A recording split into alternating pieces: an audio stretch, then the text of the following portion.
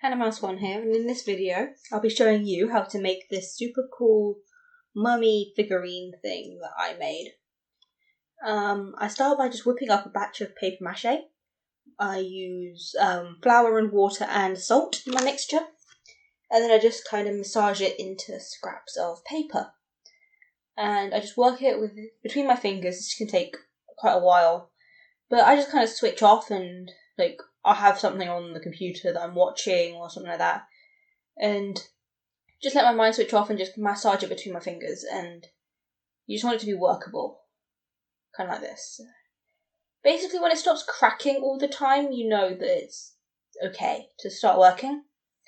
I find that's just a basic thing, when it is smooth and doesn't crack, it's enough moisture to work. I start working out the shapes. I decided to start with the shape for the head of the mummy, and I just start working on mass for the features of the face, starting with the nose, and I just blend it in, try and make it look as smooth and cohesive as possible. Sorry if you can hear the noise in the background, pretty loud. It's annoying, but nothing much I can do about it, sorry. So yeah, I start adding on forms for the face, and I then push out the eye sockets and add in the brow bone and make it nice and prominent. An important thing is to keep turning it to make sure that it looks right from all angles. I use small amounts of paper clay to build up the eyeballs. Add some form there. And I also build out the cheeks more, the muscle mass under the eyes. I build in the top lip. I want it to look a bit creepy, so I make a really prominent lip. It makes the mouth gap, the mouth hole, more prominent. And I build out some mass for the jaw. It doesn't look great right now, but when I reshape the back of the head, that blends in fine.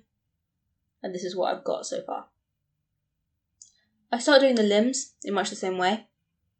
I just get some papier-mâché and make long cylinders of it and just shape it out, and then I just blend the pieces together to make a nice bond between the two, and it makes it really shaped out. And I try to get it into the position I want the arm to be in. I want both arms to have a slight bend, one more so than the other. It helps if your characters don't have a dynamic position, have a more dynamic position. If you want to make a cool looking character, have them moving, have them running, doing something that exemplifies the character. Don't have them stood in a T pose or something. You want them to look like there's some dynamic action going on there.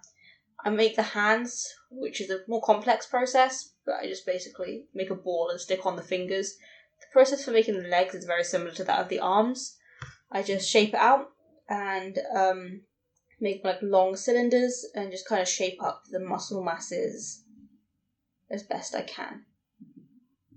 And I go back to the head now that it's dried, and I add on some mass for the ears, and it helps kind of bring the piece together. I just add semicircles. I don't make the ears detailed. And I start putting everything together. Once the limbs have hardened, I connect them with more paper clay, and I just attach the hand to the wrist. Same method. If you're struggling with this, make your paper clay as sticky as possible. So lean to the side of having more of the papier-mâché mixture than the paper. It just helps with the get everything to stick together. I put the shoulders together, and I kind of just always hold everything up for referencing its size to the other pieces at this point, because you want everything to fit together. I add the head and neck to the shoulders, and I build up the torso. And it's just a process of shaping everything together and making it look proportionate. I make it into one complete figure, and I mold everything together. Now I decide to make a base. I take a piece of cardboard and I add tissues to it to give it a nice texture. Then I stick down the mummy figurine onto it. And I thought this would be a bit plain, so I decided to add some background and stuff. I start out by building some basic rocks. And then I cut out a shape from cardboard of the Ankh symbol. And I also make a papier-mache cat by just making a very simple tube shape, adding a sphere on top, and then adding all the features for the cat, like the tail and the paws and ears and stuff like that. And it just helps build up the scene a bit more. And Egyptians worshipped cats for some reason. So I decided it'd be a cute addition. Here's me adding the ears. And I didn't want to make this too detailed because it was just a kind of final add-on. I didn't want to spend ages on it. I do the back paws to make it look like the cat is sitting. I think that's pretty cute. So I just mold those on and blend it in. And I think it's pretty cute. So, yeah. And I just then and do the same on both sides. Obviously, and I add the front paws in. There's just thin tubes. I then glue everything in place. I put the Ankh symbol on the rocks at the back. And then I put the cat in front of it as kind of like a companion. I think it's pretty cute.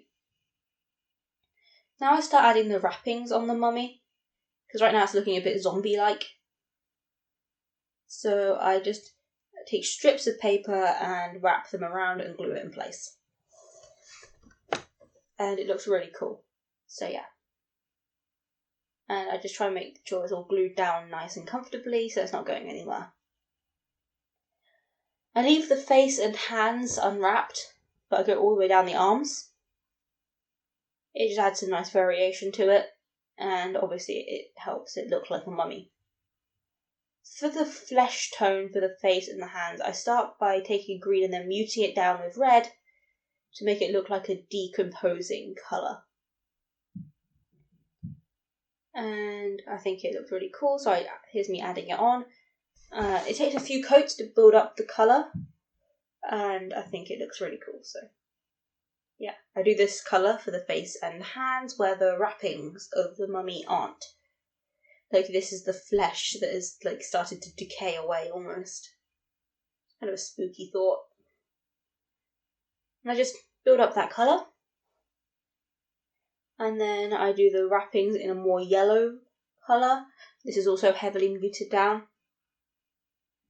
And I think it looks pretty cool. It's just adds a nice comparison for like where the bandages are versus where they aren't, to have a different colour on both. I think it looks pretty cool. I start by doing this bright yellow colour for the base. I do mute this down later with a nice light yellow, but for now this is what I go with. It's supposed to look like it was on sand or something. I use this deep red colour for the cat and the Ankh symbol to make it look like they're like rich wood or something. And I add some areas of red on the face to make it almost look like the face is decaying away. When I resin glaze this later, in some places the colours act weird and like become darker. And this also adds to the effect of it decomposing. For the face, I also do a dark wash around the eyes, and that helps accentuate some of the features of the face. And I think that's really helpful. So I just put on watered down black paint and then dab it away. I put a layer of Mod Podge over everything to help secure everything in place. And I am running out of Mod Podge, so I need to buy more of that, but yeah, I have enough to do a full coat over everything on this guy. And I try and make it nice and thick so it feels more professional. And I just go over everything in this way. Now I work up some resin to glaze. And it's 2 parts of A to 1 part of B with my formula. But follow the advice for your brand of resin. I'm using this brand, Jadeo, I'm not really sure, it's what they have in my local craft store. And for this one, that's the ratio, but depending on what brand you use, it might be a different ratio, so don't follow that necessarily. I then pour it over the the model, sorry. If you are resin glazing, you're going to have to supervise for a while to catch any drips that have built up. Especially on a model like this, where like the hands hang down and make almost a channel for the drips to build up in. And this is what it looks like in the end. I think it's pretty cool. I hope you like it. And thanks for watching. Follow me on Instagram at Hannah Mouse Crafts. I'll see you next week. Bye.